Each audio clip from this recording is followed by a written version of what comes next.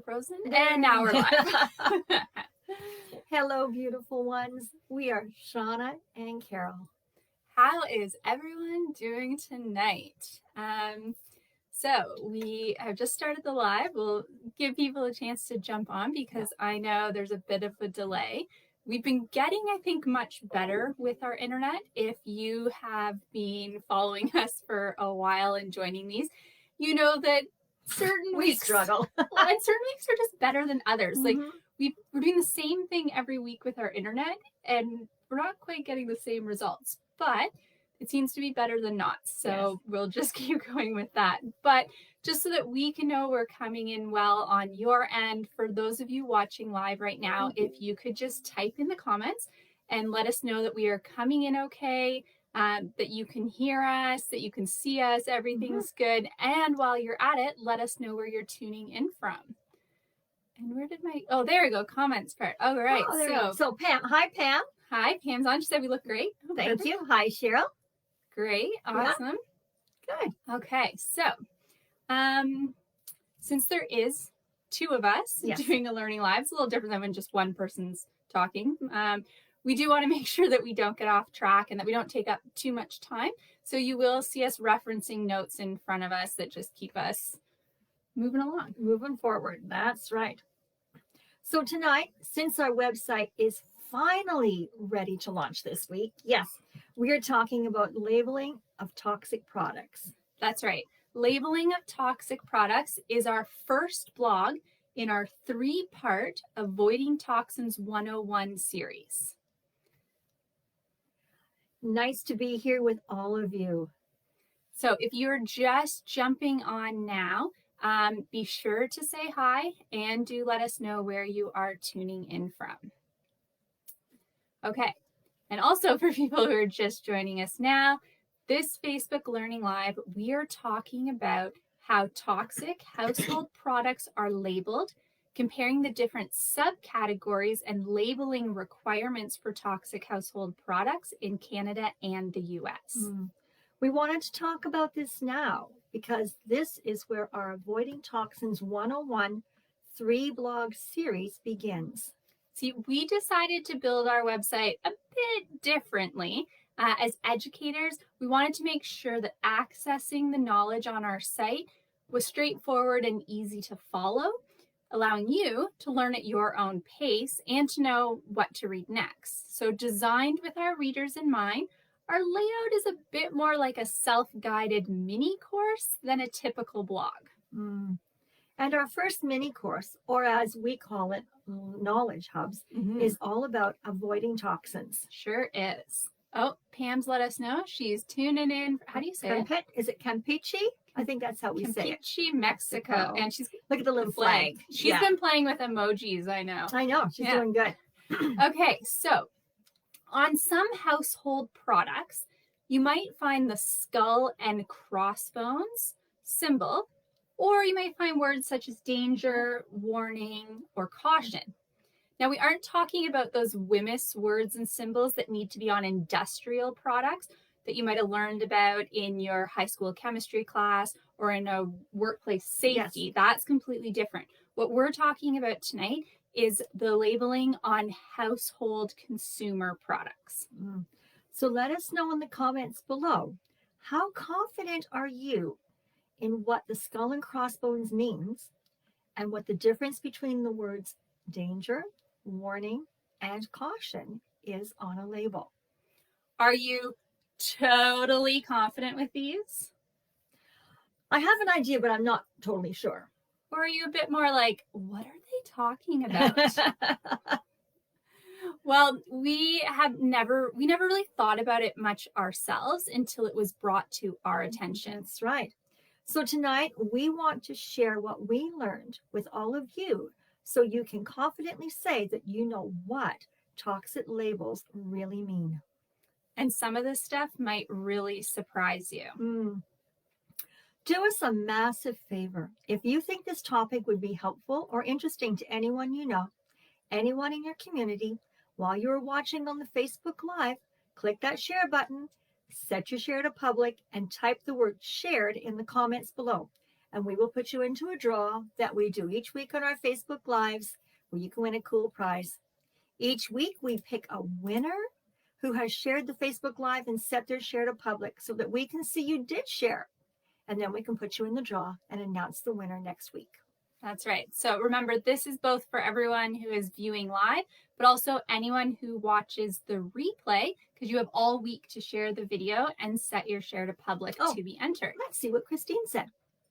I use all natural products that I make with essential oils. Awesome. And have done this for years. Using baking soda and vinegar as some of the ingredients. Very good. And we've got Cheryl shared. Thank you. And Christine shared. Thank you. That's awesome. Good. Okay, so let's see who our winner is from last week's live. Okay, I do the drum roll, as always. Everybody's got to have their job. Yeah. Okay. And our share shout out winner is Christine Crothers. Hey, congratulations, Christine. So you are getting, Vanna, the Boost Bar. Yes, I'm sorry. Vanna has to keep her act together. A lovely wooden holder for 3 of your favorite essential oils. Maybe it's the 3 that you use the most in making products. Maybe. So it'll be great for you to have on your desk or wherever you do your DIY stuff. Pam goes drum roll. I do that really good. Hi, ladies. Oh, Sandy's on. Oh, Sandy's made as well. Perfect. Perfect. Okay. Join us in congratulating Christine in the comments below, please. We say thank you for sharing last time. We truly appreciate it. We can't do what we do without your help. Nope. Your valuable shares, your comments, your engagement, your viewership, and your love. We did notice that we're down to like just maybe 1 or 2 people that have still set their shares not to public, so we can't see them, but it's getting way better. You guys are rocking this. But do remember that in order for us to put you in the draw, we need to see that you shared it. So make sure it is set to public. Okay. So Christine, we need some information from you so that we can send out your prize. So we need you to email us at shauna@purepowerofnature.com with the subject line, I'm this week's chosen one. And let us know where you want your prize shipped to so we can get it out to you. Very good. Congratulations again, Christine, and good luck to this week's winner. Oh, more shares. Nice. Thank you. Yes, Awesome. thank you. Okay, so if you haven't yet, hit that share button, do it now, and make it public. Make it public. Okay. All right, so let's dive into today's topic. Okay. For those of you who have just joined us, we're talking about labeling of toxic household products. If this is your first time with us, it is really great to meet you. We are Shauna and Carol, co-founders of Pure Power of Nature. This is the place to be if you are a health-minded soul like us, wanting to learn how to enhance your well-being through the pure power of natural alternatives easily and cost-efficiently. As educators by trade, we believe knowledge is power, and our goal is to share well-researched knowledge with you, to make it easy for you to either begin or enhance your journey of living a natural, low-tox life. For sure.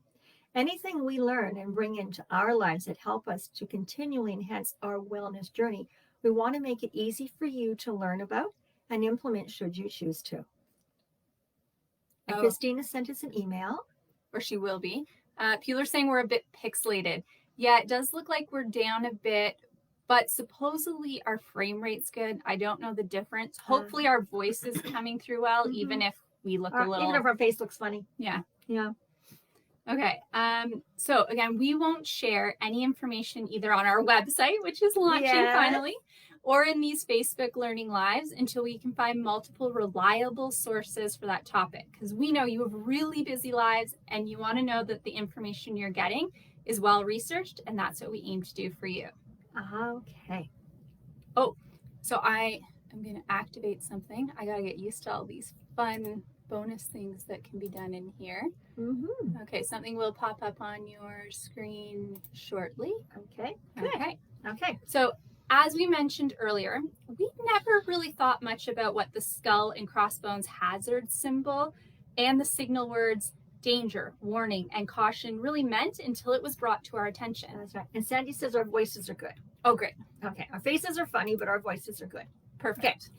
When we first started delving into the world of alternative toxic-free products in 2014, we attended an event where international speaker Casey Conrad explained the story of the changes that had been brought about, the replacement of skull and crossbones labeling on toxic products. Mm-hmm.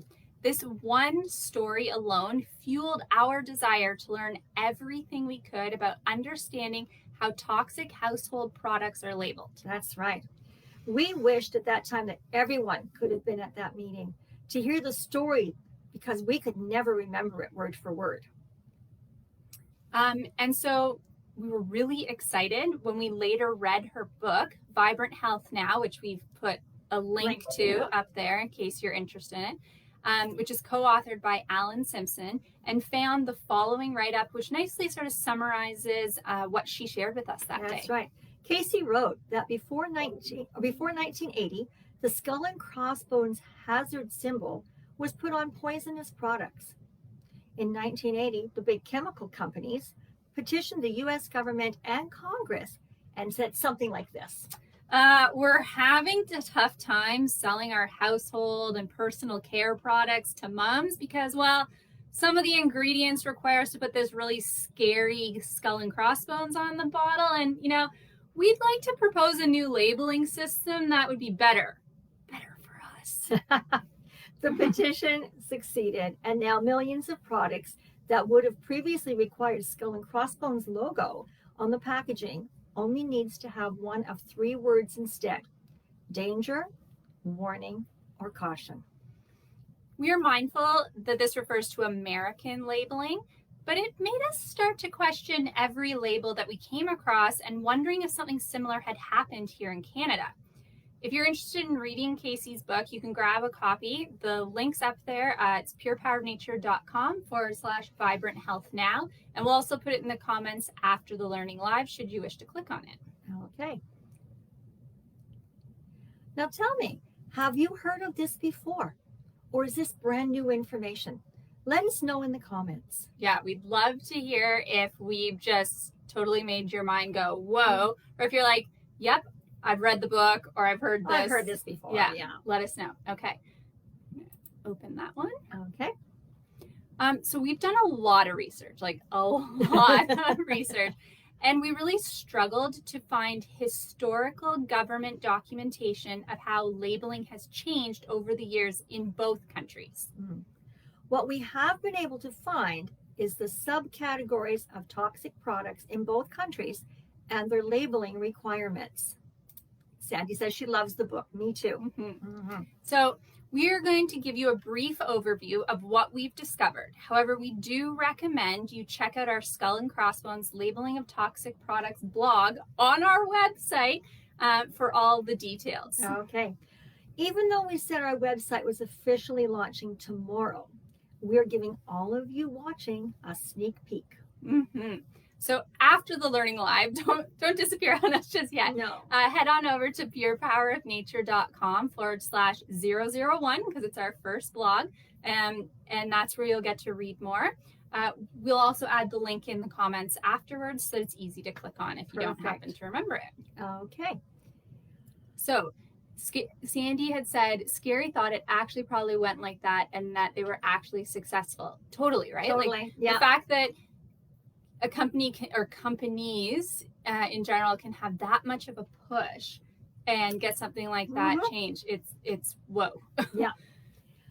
All this information that we're about to share with you took us an incredible amount of time to find, as we had to read many U.S. and Canadian government regulations and acts and try to find a way to summarize them to make them easier to understand. Yeah. Now, if reading regulations is totally your thing, then don't worry, because in our blog we've actually sourced all the ones that we got this information from, but they're long and wordy and a little confusing sometimes. But if you want to deep dive into it, go for it. They're there. Yeah.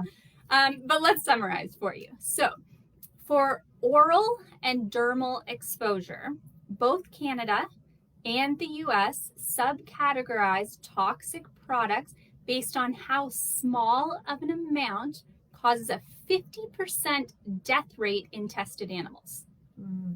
Both countries use the same measurements for defining their subcategories for oral and dermal exposure, but title them differently. So the most toxic subcategory, this is the one where it takes the smallest amount of a toxin to cause a 50% death rate. In Canada, that is called very toxic, and in the United States, it's called highly toxic. The next subcategory in Canada is called toxic, and in the United States is called acute toxicity. Additionally, Canada has a third subcategory called harmful. We were unable to find any evidence of it in the US. No equivalent. So when looking at inhalation exposure, so this is in like mist, dust, fumes, Canada's subcategories of very toxic, toxic, and harmful, they're defined by concentrations of a toxin that still cause a 50% death rate, but within a 4-hour window. However, with the US, their inhalation exposure for their subcategories of highly toxic and acute toxicity are defined by concentrations of toxins that cause a death rate of 50% of animals tested, but in a 1-hour period. This difference makes it hard for us to compare these classifications directly for inhalation exposure. So if we use the alignment of the oral and the dermal subcategories, in general, we can conclude that Canada's subcategory of very toxic aligns with the United States subcategory of highly toxic, and Canada's subcategory of toxic aligns really well with the US's acute toxicity subcategory. While it is good to see that both countries have very similar guidelines for determining how to subcategorize extremely toxic products, the next step is to compare the labeling regulations for hazardous or hazard symbols and signal words for each country to see how they truly compare. That's right. So in Canada, you will not find any requirements for a signal word or a hazard symbol on products in the very toxic, so that was the one that needs the smallest amount there, as they're actually prohibited from sale. You can't buy them. No, not allowed. However, in the United States, their equivalent subcategory, which is called highly toxic, is available for sale and only requires the signal word danger. No hazard symbol, no skull and crossbones at all is required. Now, in Canada, the signal word for their toxic subcategory is danger, and the skull and crossbones hazard symbol is required. However, in the US, their equivalent subcategory of acute toxicity can have either warning or caution as the signal word, and again, no hazard symbol, no skull and crossbones is required. No. For Canada's third subcategory of harmful, caution is the signal word required, along with the skull and crossbones hazard symbol. Again, we were unable to find an equivalent subcategory in the United States, which means similar products don't require any warning labels. Okay, so we would love to know what you are thinking right now after hearing this. Please tell us in the comments, those watching live, and if you're later watching the replay, let us know your reaction to that. Yeah. While you are typing, let's acknowledge what this means. Okay, so once again, what we're talking about is what's prohibited from sale in Canada only needs to have the word danger on its label, and no hazard symbol in the US. What requires the word danger and the skull and crossbones symbol in Canada only needs to have the word warning or caution, and again, no hazard symbol in the US. And what requires the word caution and the skull and crossbones symbol in Canada doesn't need any warning, any symbol words, or any words or symbols in the US. And Pam says pretty scary. I agree with you. Yeah, really scary. Really scary. That is for sure. If there is any information in this or any of our previous videos that you want to hear again, you can save any of our videos for easy reference. What did Sandy say? It is a shame that people are not better educated, or maybe they can't be bothered or don't want to do the research. And honestly, that was tough research. That was tough research. Like, yeah, that was really tough. That was days. It was days of reading these regulations. I am not surprised that most people don't even know where to look to begin with for that information, and then how to decipher it, because it's written for manufacturers and companies to read. It's not really written in consumer friendly language. Not written in normal lingo. No, not at all. So as well, all of our Learning Live videos are saved on our Facebook page under the tab Live. And you can also find all of our lives by typing in to facebook.com/essential pure power of nature/live. And if you know anyone who might enjoy watching these videos, watching the replay, but they actually don't have a Facebook account, you can actually point them to our new YouTube channel. All they have to do is go to YouTube and search Pure Power of Nature, and we should be the first account that shows up. Absolutely. Yeah. So even though our two countries use similar signal words, they don't represent the same level of toxicity. Oh, no. This is very important for those who cross the border. Absolutely. Now, to help put your mind at ease, because I know we've gone through our cupboards and found things that said manufactured in the US, you will be happy to know that the regulations are for the country of sale, meaning if a product is made in the US that is sold in Canada, it needs to follow the guidelines for Canada, so the labeling guidelines, before it can be brought into Canada for sale. But if you were to then cross the border into the US and go and look to buy that exact same product, remember the version that's sold in the US, it's not going to have the same labeling as up here in Canada. So for those that cross the border, don't let that trick you. That's true. So in doing this deep dive, it was really good to see that there's still highly toxic products that require the skull and crossbones here in Canada. However, if you go and check out our blog, you're going to see we've actually put the amounts that define those categories, and you'll see how small of amount of toxin it takes to cause that 50% death rate to define those subcategories. That's right. This still left us alarmed at just how toxic these subcategories are, and it had us wondering, how many of these extremely lethal products did we have in our home? I'm sure we had lots. And what about the products that fall just outside these subcategories? How toxic are they? How would we know based on the labeling? So what toxic ingredients do we need to be looking out for? Are these questions now swirling around in your head too?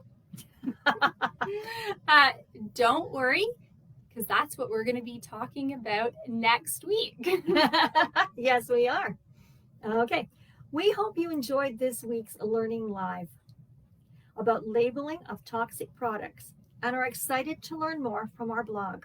Remember, you can access it right now, because you're getting a sneak peek, by heading over to purepowerofnature.com/001, because it's our first one. Yeah. Before we start to wrap up this Facebook Live, we want to open it up to any comments or questions. And I like Sandy's. That was very nice, Sandy. Thank you. You two are amazing. We really need to get the word out. I hate even walking near these aisles in the grocery store. Oh yeah, 100%. That gets stuff. Heart. That is for sure. Yeah. Yeah. I used to like walking down the detergent, the laundry detergent aisle, because that was what I grew up thinking that's what clean smells like. And now that clean smells really dangerous to me. Yeah. Very toxic. Okay. So where are we? Okay, right. Lost our spot. Yeah, we lost our spot. So yeah, if you have any questions or comments, let us know. We know there's a bit of delay, so while you're typing, let's again congratulate our shout out winner from last week, Christine. We say thank you for sharing. We truly appreciate everyone who shares. We can't do what we do without you. Your valuable shares, your comments while you're watching, all your engagement, your viewership, your love. It's really great to see. You don't realize how fantastic it is. The shares really help other people find this. Like Sandy said, we need to get the word out there. We do. Oh my goodness. So Christine, again, send us an email We need some information to send out your prize. So email us at shauna@purepowerofnature.com. So my first name, spelled with a U. Subject line, well, not everyone knows, It is right? true. That's true. Yeah. Subject line, I'm this week's chosen one, and let us know where you want it to be shipped to so we can get it out to you. For anyone who was waiting until the end or joined us late, if you found this of value, click that share button, set your share to public, type the word shared in the comments below, and we will put you into a draw that we do each week on our Facebook Live where you can win a cool prize. Every week we pick a winner who has shared the Facebook Live and set that share to public so we can see that you did share. And then we will draw and announce the winner next week. Absolutely. So remember, again, that's for everyone who's watching live right now, but also anyone who watches the replay. You've got all week to share it publicly to be entered. So, Mom, any other questions or comments? Sandy agrees with me. I think that's about my comment about the laundry detergent. Oh, yeah. How I used to think it always associated it with being clean, but now, no, not anymore. And then Cheryl says the variety of products in the U.S. is overwhelming. It sure is. Oh, I have not been over like cross-border shopping, and I can't go now for sure. But yes, and it's now you know what to look for when you're looking at labeling. Yeah, it's a starting point for sure, but there's just so many, right? Yeah. Remember, we always say knowledge is power, and we're trying to gain our power. We sure are. We are. Cheryl says, thanks, great info. You're welcome. Thank you for being on here and being a part of it today. That is super. We can't wait to see you next Tuesday at 7 p.m. Have a wonderful week, everybody. See you later. See you later. Bye. And end.